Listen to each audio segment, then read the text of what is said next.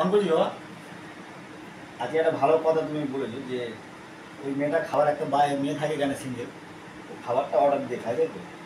তোর মা বলছে যে আমি যখন একা থাকবো তো খাবার অর্ডার দিয়ে খাবো।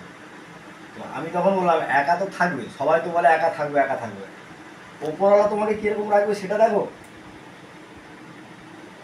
সুস্থ রাখবে কি দেখো, তুমি খাবারটা অর্ডার দিতে পারবে কিনা দেখো, দেখবে লাস্টে বিছানায় শুয়ে আছো, এরকম কন্ডিশনে তো হতে পারে, কত রকম কি হতে পারে। তাহলে একা থাকবো না, মনে হয় ঈশ্বরকে বলে হলো আমি সুস্থ থাকবো, আমাকে সুস্থ রে, সুস্থ আছে তো মনের দিক থেকে হলো বলবে যে সুস্থ আছে, তাহলে দেখবে তুমি ঠিক থাকবে।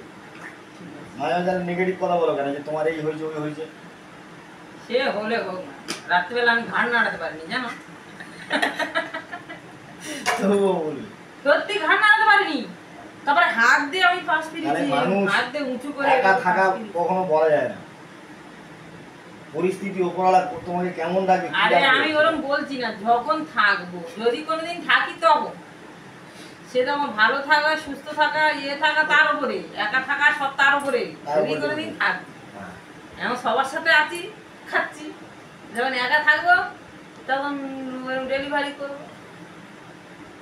যদি সুস্থ থাকো, আরে খেতে পারলে তবে তো ডেলিভারি করবো, অসুস্থ থাকলে তো খাওয়াই পারবো না, খেতেই পারবো না, কারণ ডেলিভারি করার প্রশ্নই আসে।